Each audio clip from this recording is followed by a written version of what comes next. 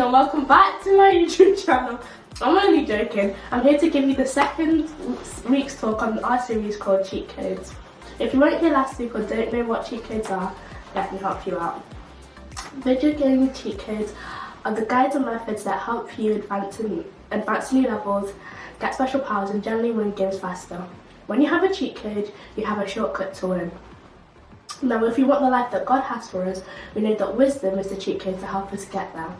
Before we go into the wisdom piece for today, why don't you share a time you made a choice and things did not go to plan? One of my not so wise choices is when I tell myself just 5 more minutes. It never is just 5. It's more like 30 minutes and then I end up having to rush, getting ready and run for the bus. Now you know it's bad when I have to run because I do not run. Maybe you haven't made a decision that turned out quite like this, but the reality is this. We have choices to make on a daily basis.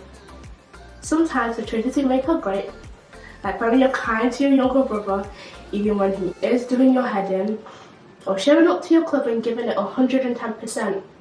On the flip side, we can make not so great choices, like leaving nasty comments on people's TikToks, or lying to your teacher about misplacing your homework when you know full well you chose not to do it. All of these choices and attitudes, the good and the not so good, tell us about our character. They show us and other people the kind of person we really are. You see, our character is who we are when no one is watching. It's the way we choose to live our lives and how we treat others. Those great choices and attitudes are the things that build our character in positive ways, but the not so great and choices and attitudes, those things impact our character in negative ways. And while sometimes the decisions are not who we really are, it's how others see us. So here's a little cheat code for you. If you want to live a life that God has planned for you, you have to start with wisdom. What is wisdom exactly? Well, wisdom is doing something that is best for you and the people around you. It's not just what's right, it's what's best. It's being able to navigate all situations for the good of everybody. Wisdom helps you see the right way forward when life gets complicated. I don't know about you, but that sounds like the stuff I want for my life. And it's the kind of stuff I want people to know about me, that I'm choosing what's best and working towards the good for myself and for others around me. So how can we get there? Well, the cool thing about wisdom is that wisdom comes from God.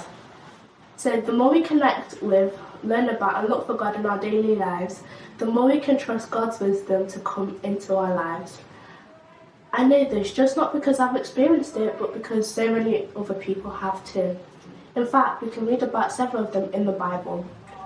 One of these guys is named Solomon, and I know you guys would have heard of Solomon before. He's known to be, and is still known to be, one of the wisest people that has ever lived. A lot of Solomon's God-given wisdom is recorded in the book of Proverbs in the Bible. Let's take a look at some of Solomon's words of wisdom. Look straight ahead and fix your eyes on what lies before you. Basically, Solomon knew distractions that have the potential to take our focus of what we're working towards happen all around us and all the time. In this case, what we're working towards is building good character. And that's the goal we have set our eyes on. And Solomon reminded us to keep our eyes on that goal. Then he goes on to say, mark out a straight path for your feet, stay on the safe path, don't get sidetracked, keep your feet from following evil. The way Solomon talks about life is kind of like a trail on a hike. We're all on a path. Some paths we choose are leading us to a great direction, and others aren't. Solomon encourages us to choose wisdom, to choose the straight path, the safe path, that will lead us to our goal of building good character and to not get distracted or forget what we're aiming for. In other words, don't let other people's thoughts of you stand in the way of becoming the person you want to be.